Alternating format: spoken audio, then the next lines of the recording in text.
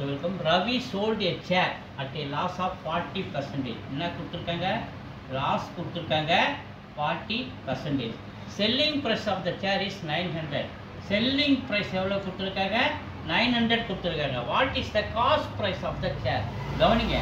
Cost price வேணும்னா formula 100 by 100 இங்க loss கொடுத்துருந்தனால minus loss into selling price 100 by 100 minus loss எவ்வளோ 40 into selling price எவ்வளோ 900.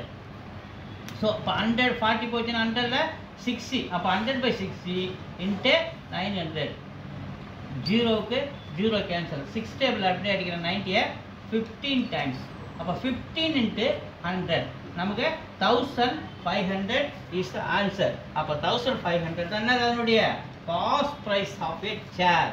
So C 3 இருக்கு 3 தான்.